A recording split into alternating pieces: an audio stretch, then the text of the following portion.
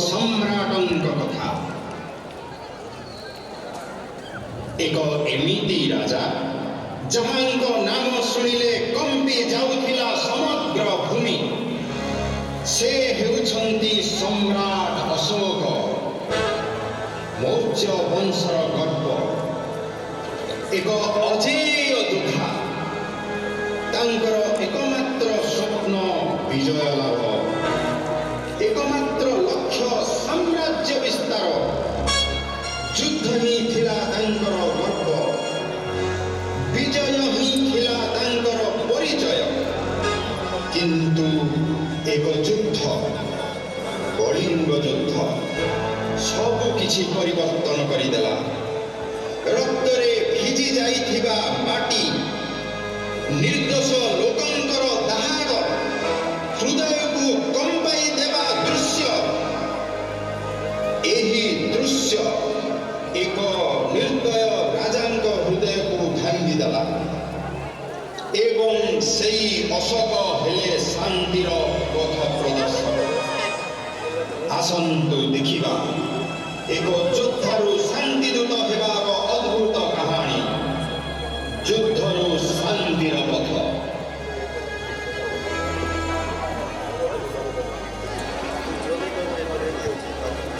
प्रथम दृश्य अशोक सिंहासन बसिଛନ୍ତି ପାଖରେ ଅଛନ୍ତି ରାଜମାତା।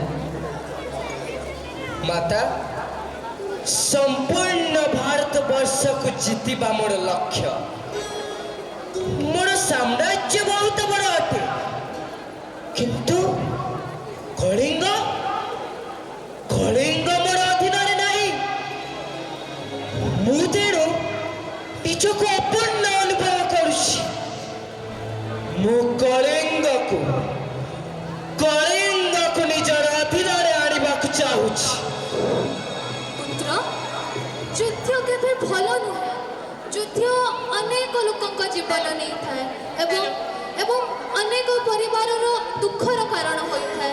मते भय लागुछि पुत्र, युद्धर फलाफल सब बेले दुखद। माता, मु एक शक्तिशाली राजा। मो साम्राज्य बढ़ाई मोर कर्तव्य। मोर इच्छा हेउछि आए। एई तलवार हेउछि न्याय। युद्ध हेउछि मो भाषा, आउ जय हेउछि मो धर्म। आउ कलिंग आउ कलिंग को जय करिबा मोर प्रताप प्रयास।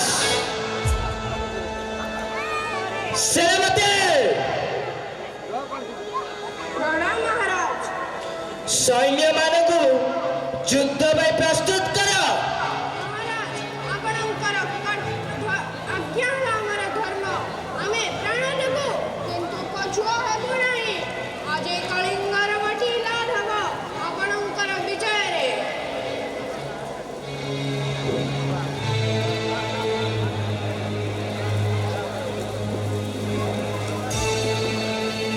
द्वितीय दृश्य कलिंग राजा सिंहासन विराजमान होइଥିବା ସମୟରେ ଦୂତର ଆଗମନ।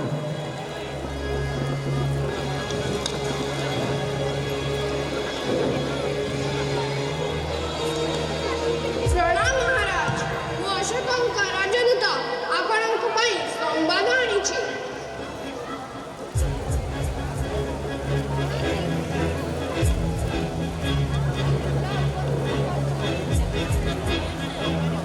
मु तुम राजा शर्तरे राजी नुहे।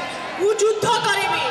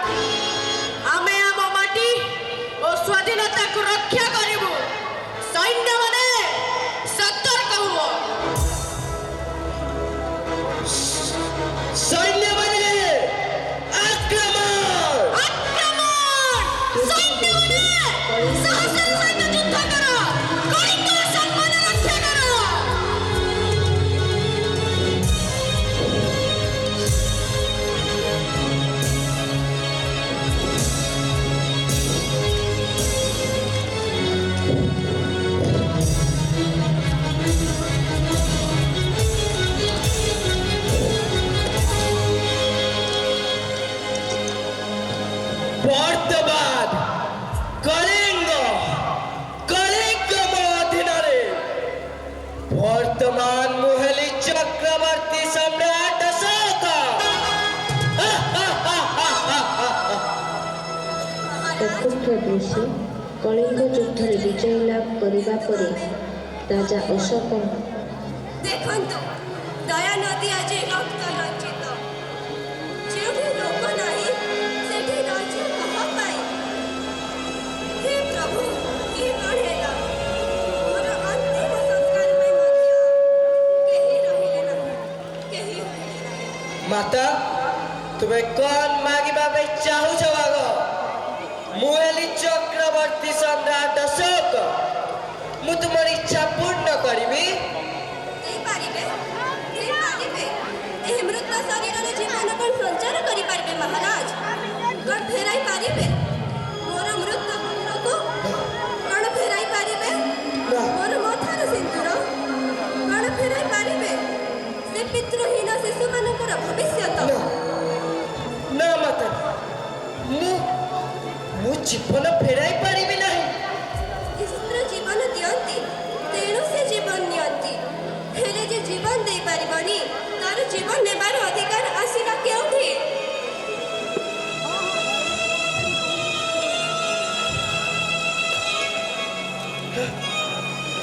ଏହା କଣ ହେଲା?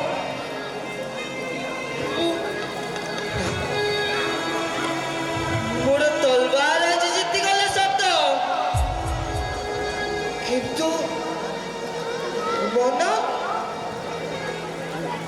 ମନ ହାରିଗଲା। ମୋର ଗର୍ବ ଓ ଅହଙ୍କାର ଏତେ ଜୀବନ ନଷ୍ଟ କରିଦେଲା। ଏହି ମୃତ ଦେହ ଗୁଡ଼ିକ ମୋର ବିଜୟର ପ୍ରମାଣ ନୁହେଁ, ମୋର ପାପର ସାକ୍ଷୀ। ମୁଁ ଆଜି ସାମ୍ରାଜ୍ୟ ନୁହେଁ, ଶାନ୍ତି ଚାହେଁ।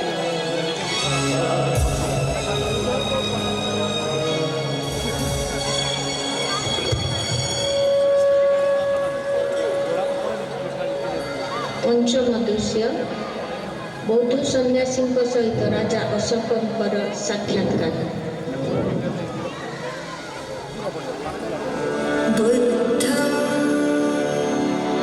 ଶରଣଂ ଗଚ୍ଛାମି,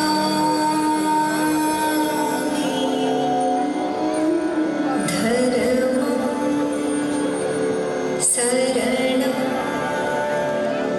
गच्छामि,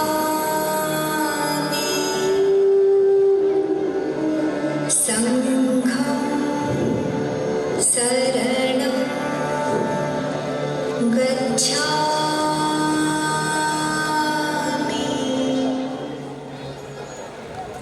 ସନ୍ନ୍ୟାସୀ, କୁହ ବତ୍ସ, ମୁଁ ମନରେ ଶାନ୍ତି ନାହିଁ।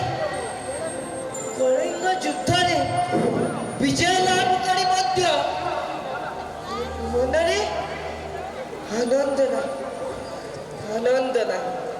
ହିଂସା କେବେ ମନୁଷ୍ୟକୁ ଶାନ୍ତି ଦେଇନଥାଏ ବତ୍ସ। ଶାନ୍ତି ଥାଏ ଅହିଂସାରେ, ପ୍ରେମରେ ଓ କରୁଣାରେ। ଅନ୍ୟ ପ୍ରତି ପ୍ରେମ, ଶ୍ରଦ୍ଧା ଓ ଦୟାରେ ହିଁ ମନୁଷ୍ୟକୁ ପ୍ରକୃତ ଶାନ୍ତି ମିଳିଥାଏ ବତ୍ସ। ଆଜି ମୁଁ ବୁଝିଲି, ମତେ ଯୁଦ୍ଧ ନୁହେଁ, ଶାନ୍ତି ଦରକାର। ଶାନ୍ତି।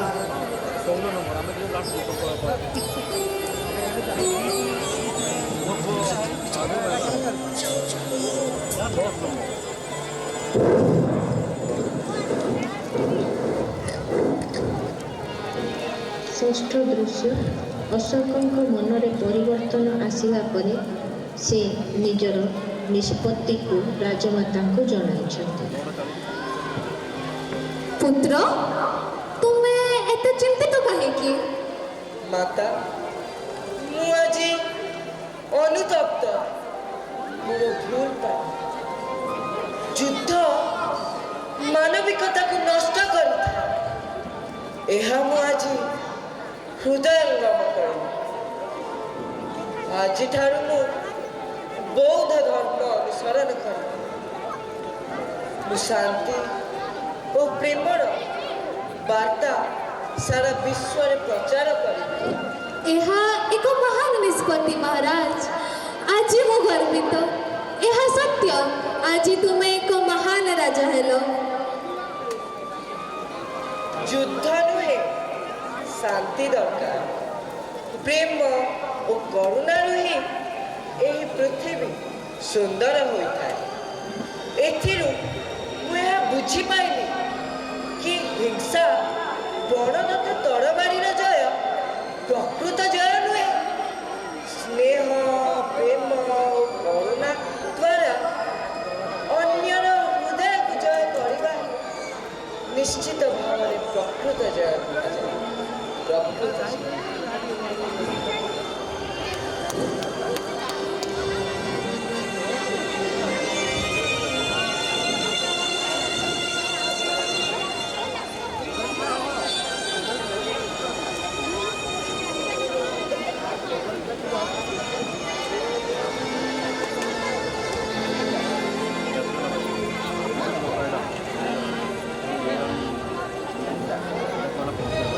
ବର୍ତ୍ତମାନ ବିଶ୍ୱରେ ଯେଉଁ ଯୁଦ୍ଧର ଭୟାବହ ଅଗ୍ନି ପ୍ରଜ୍ୱଳିତ ହେଉଅଛି ତାହାକୁ ନିର୍ବାପିତ କରିବା ପାଇଁ ପ୍ରତ୍ୟେକ ମନୁଷ୍ୟ ନିଜ ମନରେ ଦୟା, କ୍ଷମା ଓ ଧୈର୍ଯ୍ୟ ଧାରଣ କରିବା ଆବଶ୍ୟକ। ଶାନ୍ତି ସତ୍ୟ ପଥ।